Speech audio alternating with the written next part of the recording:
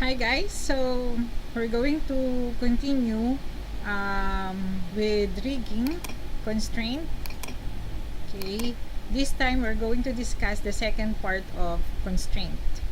However, for this video, we're going to discuss more of motion paths. Okay, and then let's try to have another video for the rest of the second part.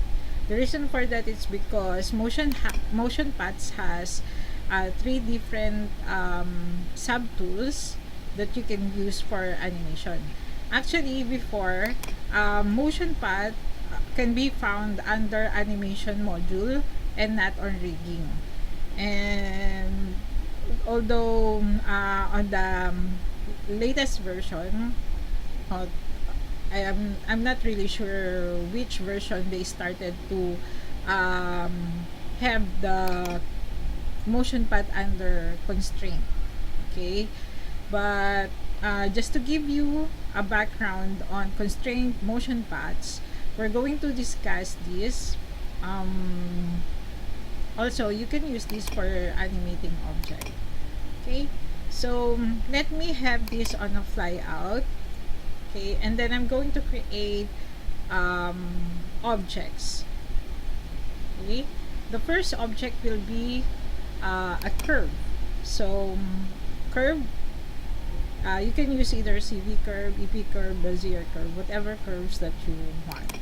Okay, so click anywhere. We'll try this kind of curve. Okay, and then hit enter to end the curve, and then create curve, another curve, but this time I'm going to make it linear, so you will see the difference between the two. So I'm going to convert this into linear. Okay, so that it will look like a faceted curve. Okay, sharp edges. Okay, now of course, to do constraint, we have to have a secondary object, which is the controllee. Currently, these curves are our controller. The second object will be the controllee. So I'm going to create a cube here. Sphere. Or maybe we can use cube instead, so we can see the rotation flow of the object. Okay, so here, and then I'm going to duplicate this for the linear curve. Okay, now attached to motion path, you're going to select object in a reverse manner. Remember, in a previous video, our first selection will be the controller. In this case, our controller is the curve path. Okay, and then the controllee is the cube, wherein we want this cube to animate or travel from this curve or this path. Okay, so the controller will be the cube. In this motion path constraint, we're going to select the controllee first, and then telling them or telling the object that you need to go through this path, so you have to select the curve path. Okay, so you're telling your first object, which is the controllee now, to travel along this path curve, which is the controller. Okay, I will show you why it is considered a controller. Okay, now the second thing that you're going to check out is the start and end frame of your animation timeline. Okay, it has an effect onto your attached to motion path animation. Okay, so since selected, let's go to attach motion path. Okay, once I attach to motion path,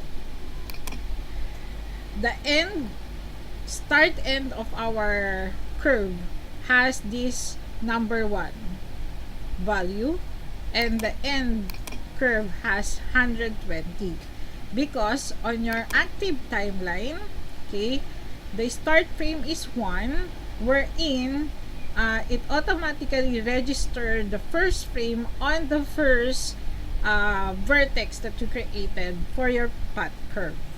Okay, now since the end animation is frame 120 on your timeline, so the software automatically calculates the end vertex as frame 120. Okay, so if I try to play this back, this is how it looks like now. Okay, so it travels, it automatically computes the between frames. From frame 1, you just have to do the keyframes, which is the start frame of frame 1 and then the end frame of frame 120. Now let's try this. How does the animation look like with a linear curve? Okay, so same thing, select the control E or the box and then shift select on the path curve and then attach to motion path. Now if I try to play this back, okay, let me have a close-up on this curve so that you can focus more on looking at the linear curve. Okay, however, it's too fast. Let's try to make it play 24 frames at once. Okay, play. Okay, the animation has a sharp movement. Okay, because the animation or the flow of animation within the curve differs from how you created your curve. Now let's try to look at the smoother curve.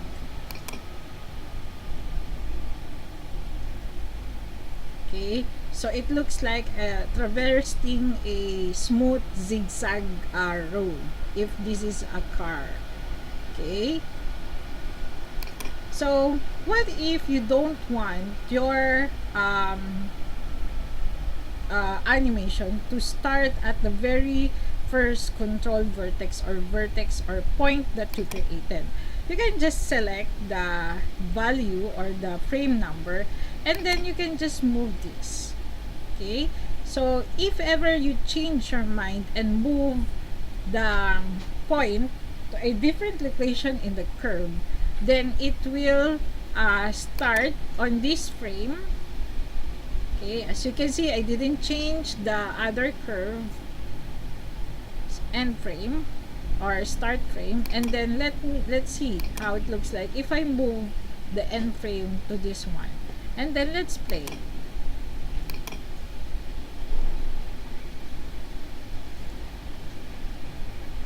Okay, now let's say we don't want the end frame to be on frame 120. Okay, so let me put this on one side first. Okay, and then we go to our channel box. As you can see on our attribute box, attribute editor. Okay, as you can see on your attribute editor, it has a position marker attribute of 120. It means on one I am currently selecting frame number 120. What if we don't want it to end on frame 120? We can just change the value here to, let's say, 80. Okay. How come it didn't change? Okay, enter. It seems to look like it didn't change.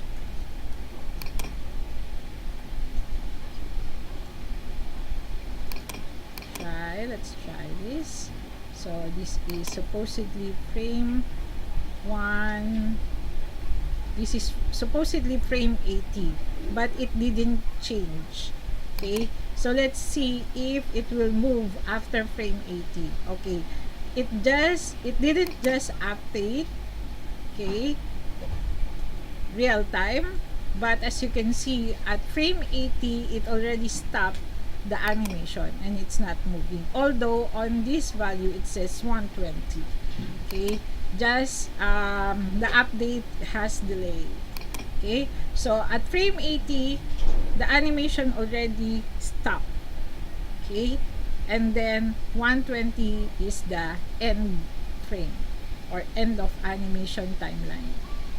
Okay, now what if I want to add in between frames? Okay, so let's say I want to add an in between frames here. Okay, so I'll just select the object and then set motion path key.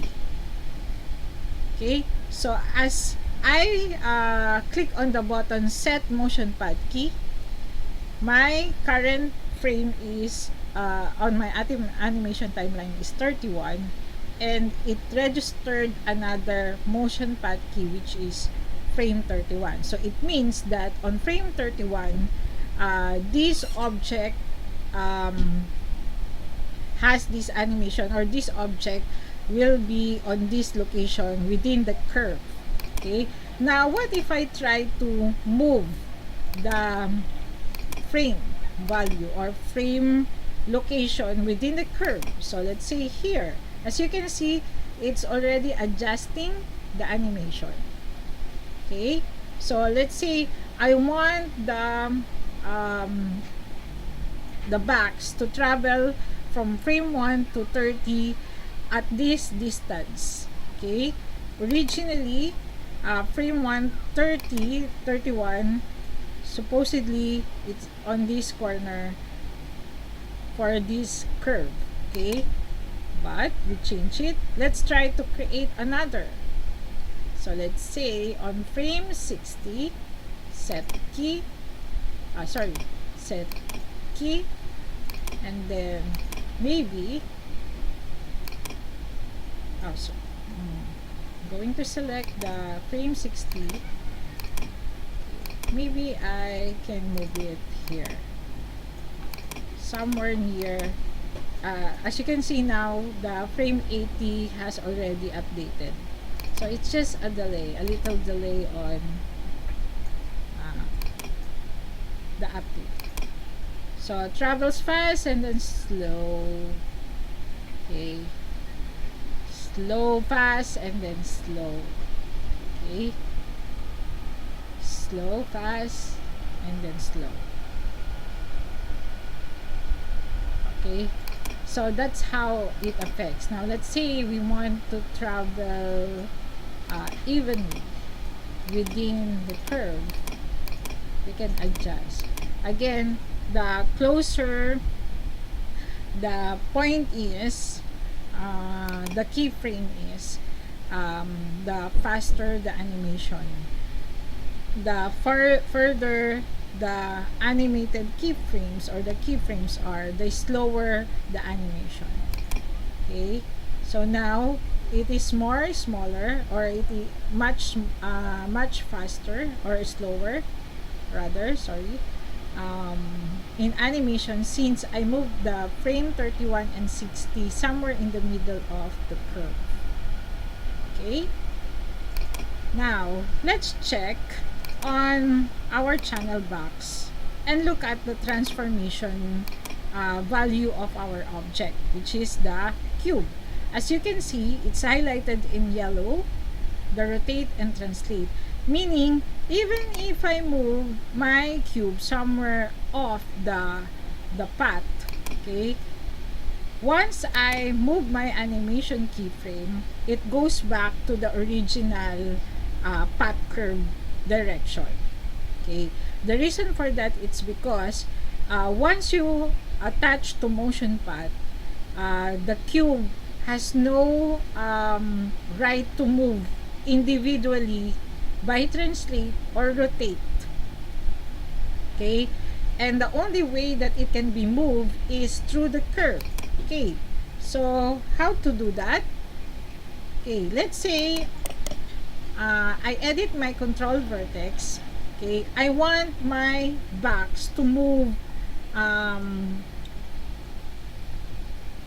let's say upright. Okay, to move up and then goes down and then move up again. Okay, but you cannot make an animation that at this frame it will move up, because once I drag my animation time slider, it goes back to the position of the curve. Now, if I want to animate this, okay, or take a control on the flow of the box, just move this curve, okay, and then move this again, and maybe move this a little. Okay, so now once I play on my animation slider or drag my animation slider, as you can see, it's moving up and down within the curve.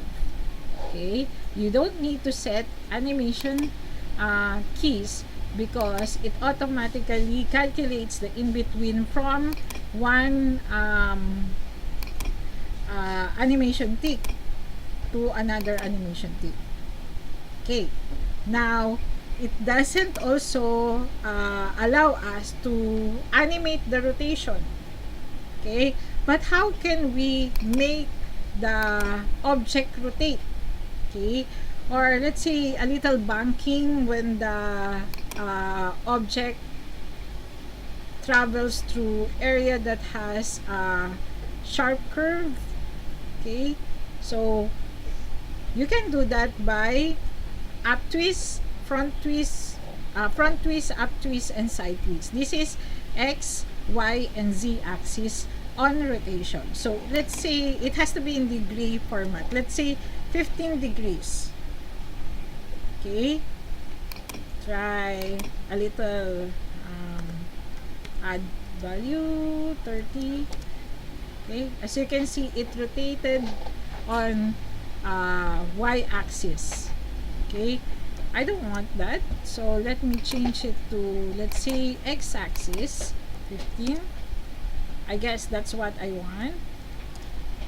Okay, so I can animate this, let's say. So here, okay, I want it to have a normal front twist. So right mouse button, key selected. Okay, it adds animation tick, and this one turns into red. Okay, and then move here. I want it to bank on x-axis with maybe opposite side, 30 degrees. There you go. And then key selected. Right mouse button, key selected. Okay, and then okay, I want to animate it going back to its original 0 degrees rotation, or maybe we can put a little exaggeration. Key selected. Okay, now let's try that. Okay, I guess I have too much value on degree, so it looks like it's flipping. Okay, I exaggerated too much on the value. You can just minimize it. So the idea is you cannot animate the translate and rotate using the translate and rotate of a cube.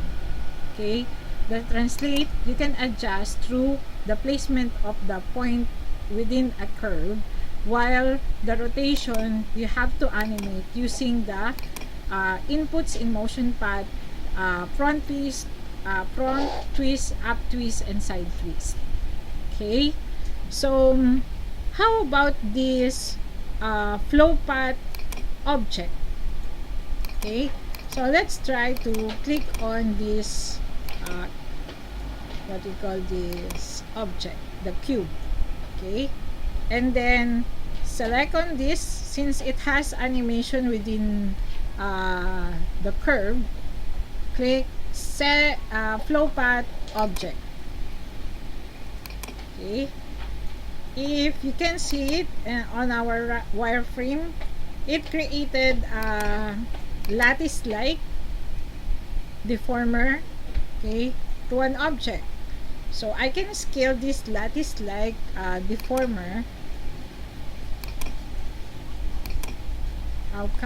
but problem is it doesn't work. How come it's not scaling up? That's kind of weird. It doesn't scale up. Let's try to scale the cube. Actually, scale this up. That's weird. It doesn't wanna scale up. But I can increase the subdivisions.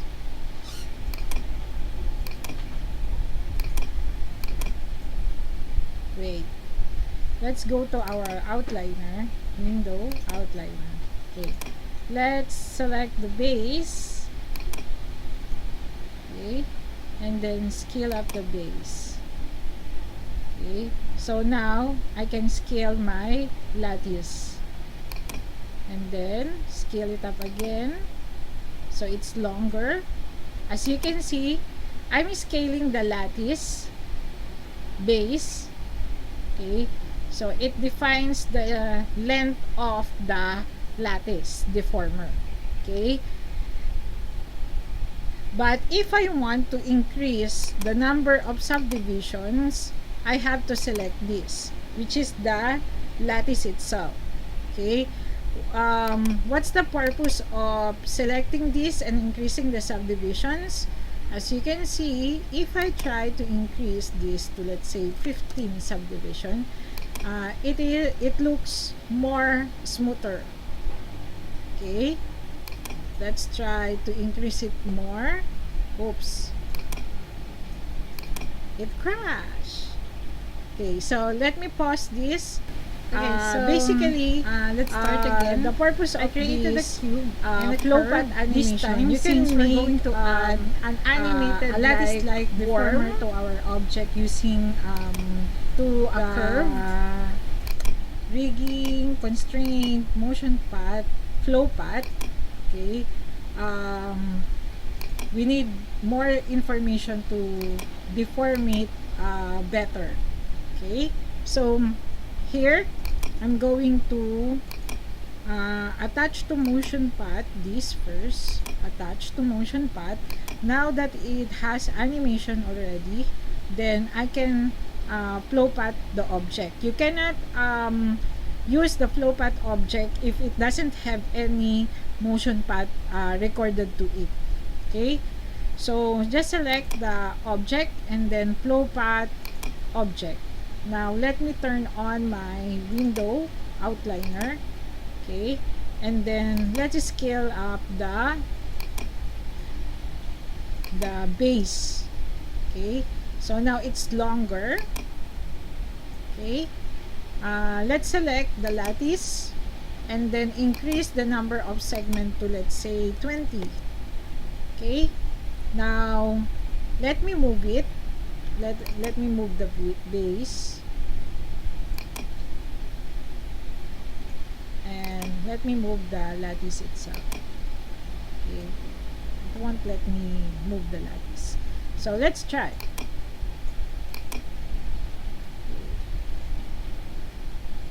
It seems like it doesn't have any effect on our object, but if we try to increase or scale up our cube, okay, scale this up, as you can see,